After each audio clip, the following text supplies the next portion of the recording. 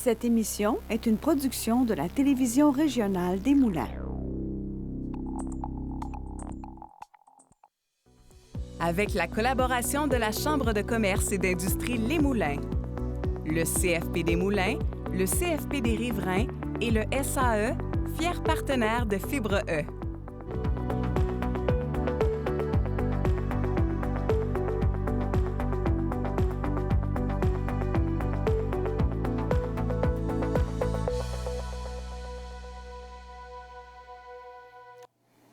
Bienvenue à Fibre E. Marie-Lise Racpa, opticienne d'ordonnance passionnée, a trouvé dans la franchise Les Branchés une occasion idéale de réaliser son rêve entrepreneurial. Grâce à un partenariat solide et au soutien de la franchise, elle a su surmonter les défis du marché compétitif. Animée par son professionnalisme et son dévouement, Marie-Lise s'efforce d'offrir une expérience client unique et passionnée, et même personnalisée, mettant son expertise au service de sa clientèle pour répondre à leurs besoins avec excellence. Marie-Lise, bienvenue à Fibre E. Bonjour. On se connaît? On se connaît un peu. Ben oui, content que tu aies accepté l'invitation. Je sais que ça te rendrait un peu nerveuse d'être avec nous, mais c'est un plaisir de te recevoir, très honnêtement. Merci. Parlons justement de... Tu sais, Fibre E, ça a pour but justement de développer le goût aux gens de se lancer dans le monde entrepreneurial. Il y a des gens qui se lancent en entreprise, il y a des gens qui achètent des entreprises déjà existantes parce qu'on a besoin d'entrepreneuriat au Québec, disons-le. Oui. Toutefois, de ton côté, tu as choisi, toi, d'aller vers une franchise. Oui. Pourquoi? En fait, moi, à la base, je suis opticienne d'ordonnance. Donc, je suis une professionnelle de la santé. Puis nous, en fait, on n'a pas de formation en finance, on n'a pas de formation en entrepreneuriat dans notre curriculum. On est vraiment plus axé sur les gestes professionnels. Puis de se partir en affaires avec une franchise, c'est sécurisant.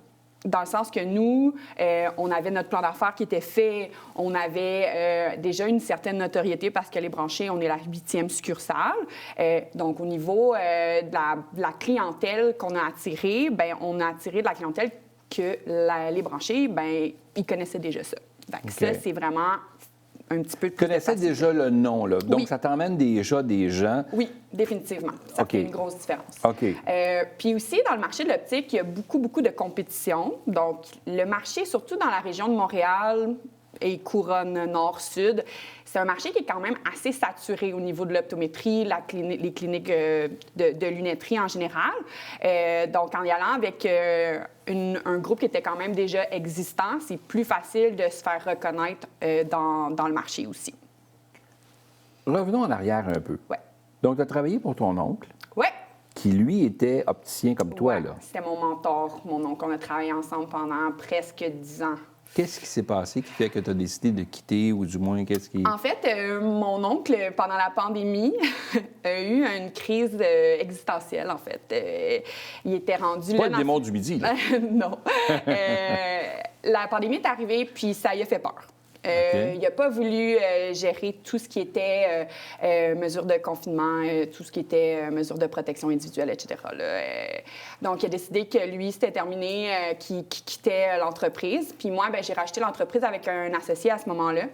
Puis, on a eu l'entreprise pendant à peu près 1 an et un petit peu plus qu'1 an ensemble. Puis finalement, pour se séparer, moi et mon associé, ça n'a pas été comme on voulait, ni pour un ni pour l'autre. Vous aviez des visions différentes, peut-être? Oui, définitivement. Donc moi, je suis partie. On a racheté mes parts, puis je suis partie. Ça a été vraiment difficile pour moi. Donc, cette entreprise-là est toujours existante aujourd'hui? Oui, elle a été revendue. Puis, OK. Ouais. Ça a été difficile pour moi parce que je travaillais là-bas depuis 10 ans. C'était mon chemin. Mon chemin, il était tracé, moi. Oui, avec ton mentor et tout, là. Tu sais, ma famille, tout ça, ouais. Fait que quand j'ai quitté, j'étais un peu perdue. J'étais un petit peu perdue. J'ai eu besoin de changement. Fait que je suis allée travailler hors province pendant 1 an. J'ai rencontré mon conjoint en Ontario. OK. Oui, en Ontario. Puis on s'est rencontrés comme ça. Puis quand mon contrat est terminé là-bas, j'ai décidé de revenir au Québec. Puis mon chum, il me suit avec moi. Wow! Oui. Tu sais que c'est la vraie amour quand ils payent plus d'impôts pour toi. Oui, c'est ça. Oui, c'est ça. OK. Oui, effectivement. Oui, bien, les hommes comme ça, hein, on est prêt à tout, hein, pour l'amour. Alors, donc, Marie-Lise, tu es de retour au Québec avec ton conjoint. Et là, tu décides de continuer dans le même domaine parce que c'est un domaine qui te passionne. Absolument. Absolument. Okay. Puis là, j'étais au point où je voulais travailler pour une entreprise qui me stimulait. Et par hasard, on a passé devant les branchés à Blainville où j'ai rencontré les propriétaires. Et puis, ils m'ont engagée. Ils m'ont engagée. Fait que j'ai travaillé pour eux pendant 1 an. J'étais la gérante de leur succursale sur le plateau Mont-Royal.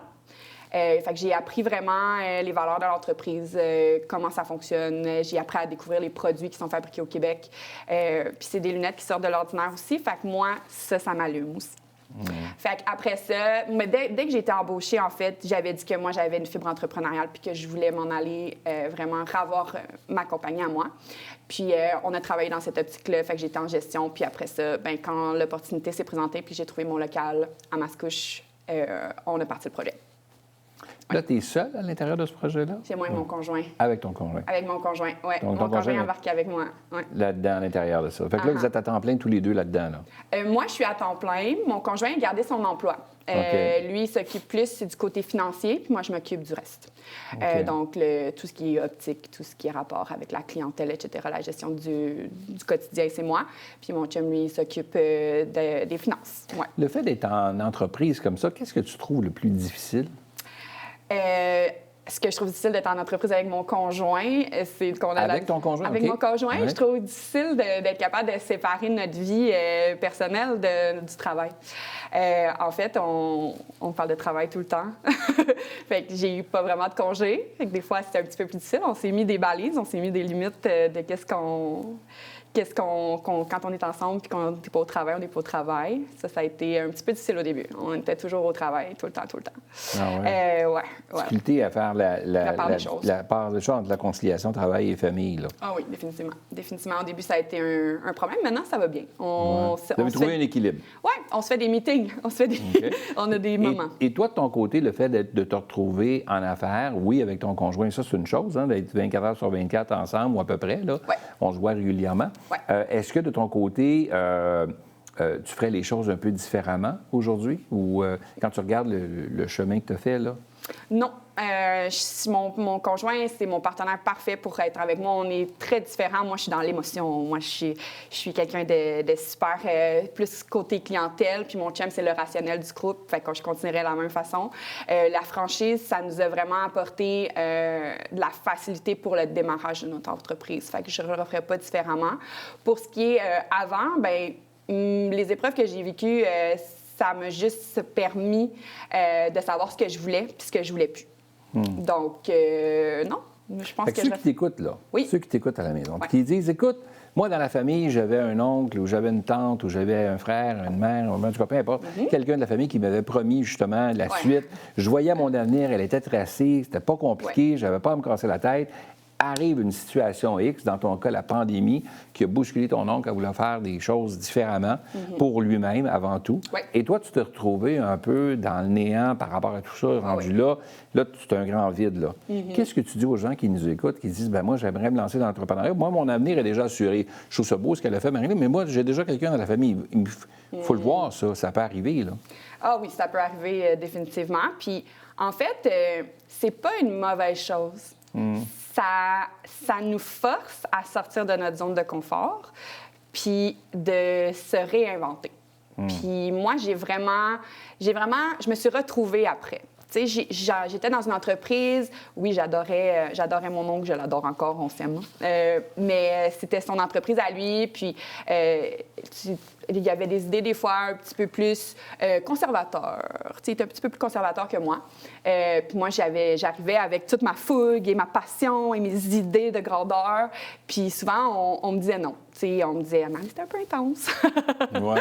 Mais ça, je l'ai entendu souvent dans ma vie. Marlise, c'est un peu intense. Mais quand je suis arrivée au branché, on me dit, hey, Marlise, ben, t'es assez. C'est ça qu'on recherche, des gens comme toi, des gens passionnés, des gens avec de la fougue.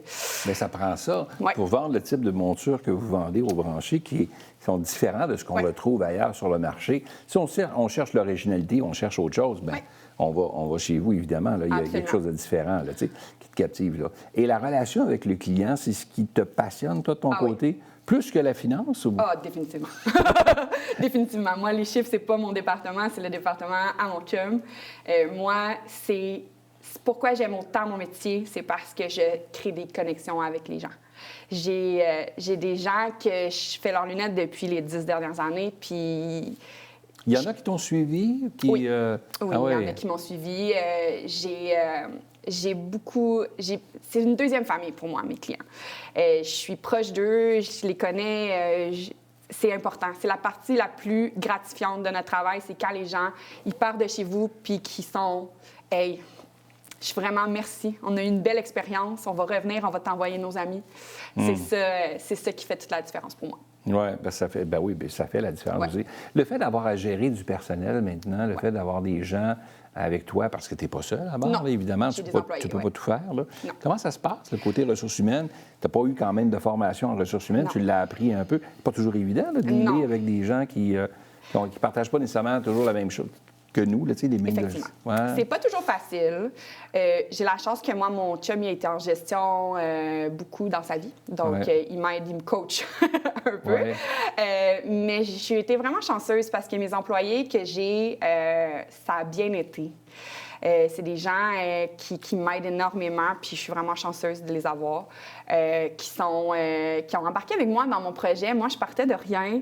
Je les ai engagés avant l'ouverture. J'ai dit, écoute, on se lance. J'ai besoin de quelqu'un de confiance. J'ai besoin de quelqu'un qui va pouvoir m'épauler dans mes tâches quotidiennes. Puis ils ont été là pour moi. C'est sûr qu'aujourd'hui, des fois, les gens... Tu penses qu'ils ne seront pas aussi impliqués que toi. Mais finalement, moi, j'ai été chanceuse dans ma recherche d'employés. J'ai trouvé des employés qui sont vraiment engagés. Donc, Bon, s'ils sont à l'écoute, c'est clair que Marie-Lise les aime, Oui, oui. évidemment. Puis ça fait partie prenante de toute ton entreprise aussi, parce que seul, tu ne peux pas rien faire. Avec une Non. équipe, on bâtit des choses. C'est quoi la suite pour toi?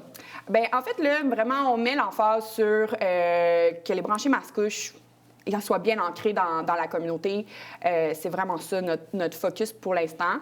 Mais il n'y a rien qui nous empêche qu'éventuellement, on aimerait peut-être ça, ouvrir une deuxième succursale ailleurs. OK. On est Donc, là. une expansion, là. Oui, Donc, oui, j'aimerais ça. On aime tellement le produit qu'on veut Oui. expandre davantage. là. Absolument. Si tu avais quelque chose à lancer comme conseil à des gens qui t'écoutent puis qui n'osent pas franchir ce pas-là, qui n'osent pas sauter dans l'aventure entrepreneuriale, qu'est-ce que tu leur dirais? Je dirais que si des fois on a l'impression qu'on n'est pas à sa place, c'est parce qu'on n'est peut-être pas à la bonne place, mais qu'il y a un endroit pour nous. On se doit de s'écouter puis d'être à quelque part où on est bien aussi. Tu l'es. Ouais, En tout cas, ça transperce, là. J'adore ce que je fais. Ouais. Oui, la passion. C'est super gentil d'être venu à l'émission. Ça nous démontre que être entrepreneur, c'est aussi quelque chose qui nous permet de vivre pleinement notre passion, Ouais. puis d'être heureux aussi dans ce qu'on fait. Puis c'est important, ça, dans la vie. Là. Ouais, Marie-Lise, merci d'avoir été là. Ben, merci. Puis Merci à toi.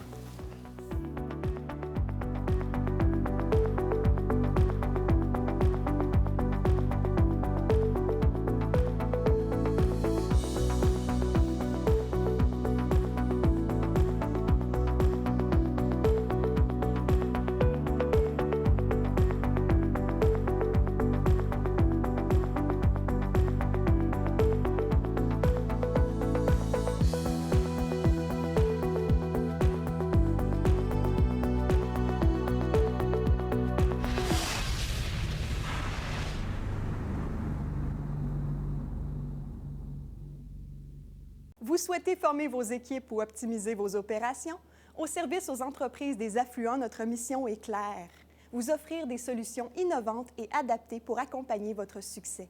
Avec engagement, agilité et innovation, notre équipe propose des formations sur mesure, de la francisation en entreprise, des conseils techniques et stratégiques et surtout un partenariat axé sur l'efficacité et la collaboration. Nouveau site web, nouvelle image et bientôt notre lancement officiel. Découvrez-en plus dès maintenant. Cette émission est une production de la Télévision régionale des Moulins.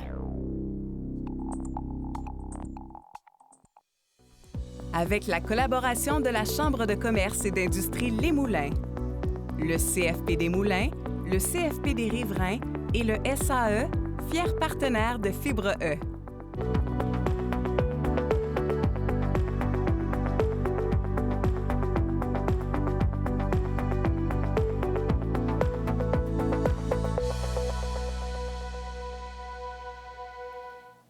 Bienvenue à Fibre E Extra. La propriété intellectuelle est essentielle pour protéger les créations de nos entrepreneurs. Elle permet de sécuriser l'innovation, les idées et les marques, assurant ainsi un avantage concurrentiel. C'est une démarche clé pour réussir dans le monde des affaires et pour en parler avec nous, on reçoit de nouveau Maître Isabelle Duclos, avocate chez Ratel. Maître Duclos, bienvenue à Fibre E. Bonjour, ça me fait plaisir de revenir une seconde fois. On est content de te recevoir, Isabelle. Merci d'avoir accepté l'invitation. Tu es plus spécialisée en droit des affaires. Aujourd'hui, on parle de propriété intellectuelle, mais inévitablement, tu en parles indirectement, toi, avec tes clients, parce qu'inévitablement, ça fait partie d'un tout, là. Des fois, on a tendance à penser que c'est seulement de faire breveter un objet en soi, mais c'est plus large que ça, la propriété intellectuelle, là. Oui, effectivement, dans ma pratique, quand je rédige des contrats pour je représente des employeurs activement là, en droit du travail, puis on va penser à des clauses qui vont protéger le savoir-faire de l'employeur, notamment. Ça fait une partie, c'est une branche, en fait, de la propriété intellectuelle. Lorsqu'on parle de propriété intellectuelle, on va parler de termes comme brevet, on va parler de termes marque de commerce, on va parler de secrets commerciaux. Il va y avoir différents moyens pour protéger le savoir-faire d'une entreprise. Donc, un dessin industriel, moi, je dessine des plans, je peux les faire, je veux m'assurer que ces plans-là demeurent puis qu'ils ne soient pas envoyés, exemple, à la compétition. Je peux protéger ces plans-là? Ou... Il y a plusieurs moyens d'avoir de la protection. Je vais donner un exemple. Dans des contrats, moi, que je vais rédiger pour mes clients, on va prévoir des clauses de confidentialité. Ça, c'est un exemple parmi tant d'autres. C'est la propriété intellectuelle aussi, là. Ça fait partie. Parce que l'employé est au courant de ce qui se passe à l'intérieur de l'entreprise et tout ce qui se passe là, tout ce qu'il a comme notion par rapport à des secrets, en fait, là, de l'entreprise, recettes, exemple, dans le monde de l'alimentation ou autre, ça devient une propriété intellectuelle là, qui demeure à l'intérieur de l'entreprise, qu'il ne peut pas diffuser ailleurs. Oui, c'est exact. Je vais donner l'exemple encore plus concret, des secrets commerciaux, des savoir-faire. Bien, on va le clarifier dans un contrat. On va s'assurer que, c'est compris. Lorsque c'est compris, plus difficile de faire l'erreur. Hein? Puis, il va y avoir des moyens aussi d'aller récupérer si jamais il y a des dommages suivant l'utilisation ou si un employé va quitter avec cette information-là. Bien, il va y avoir des recours, puis les recours vont être plus faciles. Donc, on vient faciliter le travail d'un avocat si on prend le dossier, par exemple. Mais plus c'est clair, plus c'est facile. OK. On est protégé, on a cette clause-là qu'on a fait signer à notre employé. L'employé, pour X raison, décide de divulguer de l'information. Ouais. Ne s'occupe pas de ce qu'il a signé ou ne s'en souvient pas après plusieurs années, a une bêche contre l'employeur en question, puis décide de divulguer de l'information, que ce soit une recette, là, une recette d'un gâteau qui est super populaire dans parce que c'est une pâtisserie, exemple, puis le gâteau, la recette circule ailleurs. C'est quoi les recours que l'employeur peut prendre? Oui. Donc, quand on est dans l'urgence, donc on veut sauver l'entreprise en tant que telle, on parle d'un secret, par exemple, commercial, on va procéder avec une injonction. Donc, c'est une équipe spécialisée. Chez Ratel, on a des civilistes, on a Maître Grégoire qui est spécialisé en propriété intellectuelle. On a des gens aussi en droit civil, comme je viens de le dire, qui vont... c'est un moyen d'urgence. Donc, on va faire une injonction pour essayer de faire stopper immédiatement les dommages. Puis là, bien, s'ensuit les représentations. Ce qui fait que personne d'autre peut utiliser cette recette-là où ils ne peuvent pas parce que... Là, on est en mode urgence, on agit. Ouais. Il y avait le contrat, la clause, puis par la suite, on a le moyen juridique pour essayer de faire stopper l'utilisation. Ça, c'est un des moyens, c'est un exemple. Okay. On a également les marques de commerce qui... Bien, je m'en allais là, justement, parce que les marques de commerce, si on a un objet en particulier puis quelqu'un veut copier mon verre, moi, j'ai des verres que j'utilise, là, puis tout le monde les trouve beaux, je décide de les commercialiser. Une marque de commerce, là, on voit ça souvent, le MC ou un petit R. Qu'est-ce que ça veut dire, ça? Oui, c'est ça. Donc, ça, c'est une branche de la propriété intellectuelle. La marque de commerce, ça va être un objet. Ça peut être une couleur, ça peut être un son. C'est quelque chose qui va venir distinguer. On va penser à Nike, par exemple. Je vais vous donner un exemple concret. Le signe, le crochet. On parle d'une marque ici qui se distingue des autres. Quand on le voit, on le reconnaît. Oui. Donc, ça, c'est un exemple de marque. Bon, en soi, là, ça n'a pas besoin d'être enregistré pour exister. Par contre, c'est là où nous, notre travail en tant qu'avocat, on va vous suggérer, on va vous conseiller d'enregistrer la marque de commerce. Pourquoi? Bien là, l'avocat vous l'expliquera selon la matière et selon votre champ de spécialité, mais ça apporte une protection plus accrue. Une diffusion nationale, ça vous permet. Puis, il va y avoir des petites subtilités aussi. Là, au niveau des poursuites, ça facilite les poursuites puis aller récupérer peut-être certains dommages. OK. Quand on est une jeune entreprise, qu'on n'a pas beaucoup de sous, là, les fonds de roulement, là, ça roule, bien, tu sais, c'est délicat, là. Ouais. On fait appel avec un avocat ou on le fait nous-mêmes, puis on va chercher le formulaire, puis on le remplit. Tu sais, je sais que, mais on est mieux protégé d'investir dans un avocat pour s'assurer que les choses soient bien faites ou c'est quoi que tu... Évidemment. Comme dans tout domaine, même en droit du travail, qui est ma pratique exclusive, ou en propriété intellectuelle, le principe étant le même. Lorsqu'on est bien outillé dès le départ, ça coûte moins cher au fil du temps. Faire une erreur après, on va dire, 3 ans, 4 ans, vous avez travaillé 3-4 ans dans votre savoir-faire à bâtir votre entreprise et là, vous êtes en urgence, en injonction, ça coûte cher. Si on avait pris les conseils dès le début pour se prémunir de tout ça, fort est à parier que les dommages seraient moindres. Donc, on va parler de clarification, on va parler de moyens pour y arriver. Évidemment, l'avocat va avoir une stratégie dans votre cas, il va adapter, il va vous conseiller. Donc, sur le long terme, c'est plus payant. C'est plus payant. Plus payant.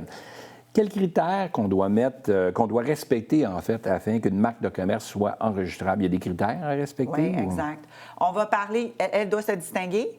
Elle doit se distinguer d'une à l'autre. Il ne faut pas qu'il y ait de confusion. Donc, il ne faut pas qu'on puisse pouvoir dire, bien, OK, Nike, OK, peut-être que celle-là, c'est trop semblable. Ça, c'est une confusion. Donc, ça, c'est un premier, c'est des premiers critères. Ensuite, on va parler de la non-confusion, peut-être? De la non-confusion, exactement. Oui, exact. C'est un critère pour pas qu'on mêle le tout. OK. Ouais. La non-descriptivité. Oui, donc la non-descriptivité, on va parler, il faut que ça soit clair. Donc, par exemple, on a Meubles Confort, là, qui est un exemple, qui, au niveau d'une marque de commerce, il faudrait la distinguer. Il ne faut pas qu'on vienne décrire nécessairement là, à ce niveau-là. Ah oui? Oui. Autant, là, OK. Puis il y a une autre chose aussi qu'on voyait, que je lisais dans le dossier, les marques suggestives, là, par opposition au terme descriptif, là. Disent on suggère une qualité de produit, exemple Netflix. Oui, exact. Bien, là, on vient faire la distinction avec une marque qui est descriptive versus suggestive. Netflix l'a bien fait là, à ce niveau-là. OK, OK. C'est quoi les avantages d'enregistrer sa marque de commerce? Oui, donc je le disais un petit peu plus tôt, ça va être de faciliter le recours, ça va être de rendre ça, on peut aller chercher des dommages, on peut aller chercher des poursuites. On le voit souvent, on a des exemples concrets avec Apple ou Louis Vuitton qui vont, au day-to-day, là, excusez l'anglicisme, là, au jour le jour, se font copier leur marque et on essaie de reproduire les produits.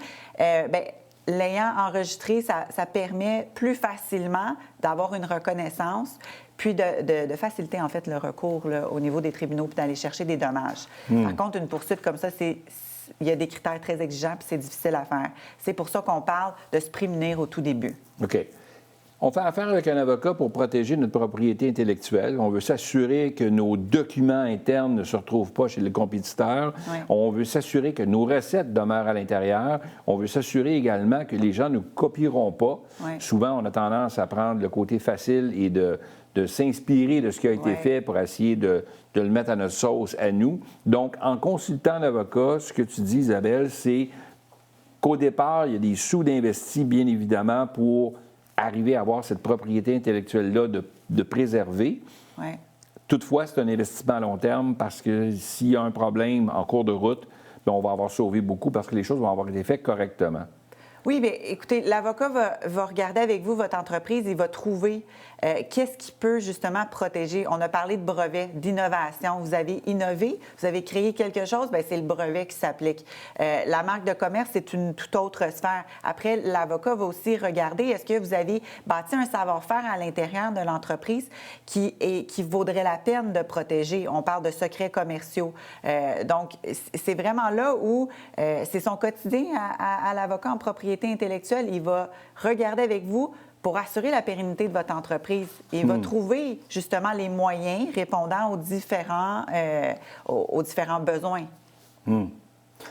Je le disais tantôt, il y a des gens qui nous écoutent et qui osent peut-être pas franchir le pas, ou du moins de prendre le téléphone et de dire, OK, on va appeler un bureau d'avocat. Il y a toujours l'aspect financier dans tout ça. Tu sais, on a tendance, bon, c'est pas tout le monde, mais on a tendance à penser que de faire affaire avec une personne qui est au fait de la loi peut nous engendrer plusieurs coûts et tout ça.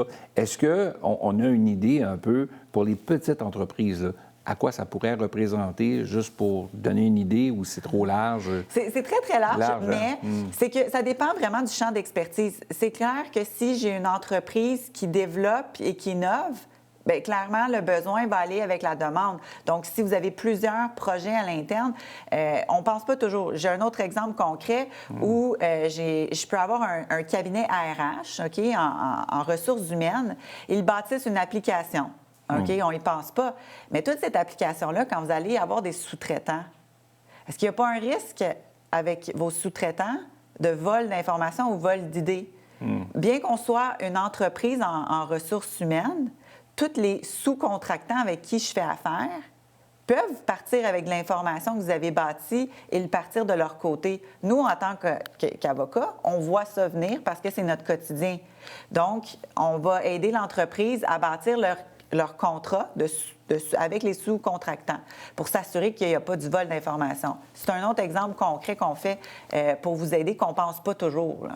Donc, il faut le voir comme un investissement et non comme une dépense au départ pour protéger ce qu'on a mis de l'avant, pour justement tout le cœur et le travail qui a été mis, l'investissement qui a été mis dans l'entreprise soit préservé au fil du temps, puis qu'on ne se retrouve pas dans quelques années avec une embûche, avec des problèmes, là. Voilà. Donc, la propriété intellectuelle est super important, là.